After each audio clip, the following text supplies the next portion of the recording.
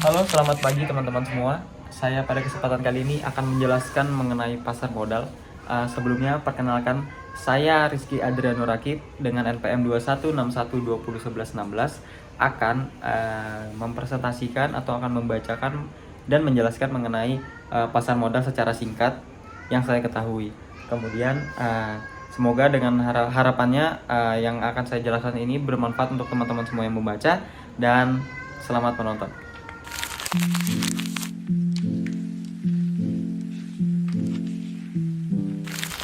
Pasar modal adalah suatu mekanisme yang memungkinkan pertemuan antara penawaran yang disebut emiten dan permintaan yang disebut sebagai investor untuk melakukan jual beli modal. Bursa efek atau pasar modal telah dimulai sejak zaman penjajahan kolonial Belanda pada tahun 1912 untuk mengakomodir kepentingan kolonial Belanda, yaitu VOC. Kemudian kita masuk pada fungsi pasar modal,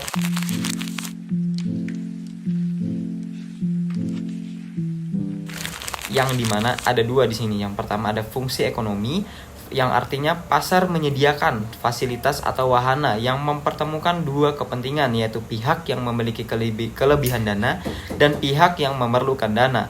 Kemudian kita masuk kepada fungsi yang kedua, yaitu fungsi keuangan. Pada pasar modal memberikan kemungkinan dan kesempatan untuk memperoleh imbalan bagi pemilik dana sesuai dengan karakteristik investasi yang dipilih. Kemudian kita masuk pada tujuan pasar modal.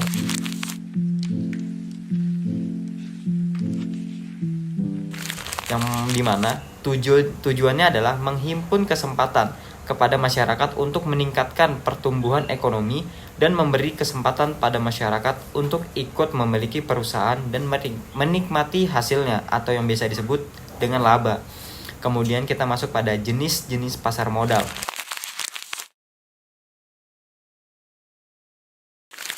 Yang pertama ada pasar perdana, yang dimana ini artinya adalah pasar yang memperdagangkan efek-efek untuk pertama kalinya sebelum dicatatkan di bursa efek atau pasar modal. Kemudian yang kedua ada pasar sekunder, yang mana artinya adalah pasar yang menunjukkan efek-efek yang telah dicatatkan di bursa efek. Kemudian kita masuk pada produk-produk pasar modal, yang dimana yang pertama ada saham. Saham ini apa? Yaitu bukti penyertaan atau kepemilikan dalam suatu perusahaan yang memberikan hasil investasi bersifat variabel tergantung dari kemampuan investor dalam mengelolanya. Kemudian kita masuk yang kedua, obligasi, yang dimana ini artinya adalah efek berbasis surat hutang yang memberikan investasi bersifat tetap selama periode tertentu, bisa dari perusahaan, korporasi, atau dari pemerintah.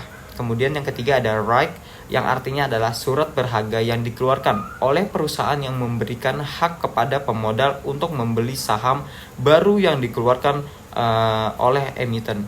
Kemudian ada warrant, yang artinya adalah surat berharga yang dikeluarkan oleh perusahaan yang memberikan hak kepada pemegangnya untuk membeli saham. Kemudian masuk pada yang terakhir, yang reksadana, yang mana artinya adalah sebagai wadah yang digunakan untuk menghimpun dana dari masyarakat pemodal yang selanjutnya akan diinvestasikan dalam portofolio efek oleh manajer investasi.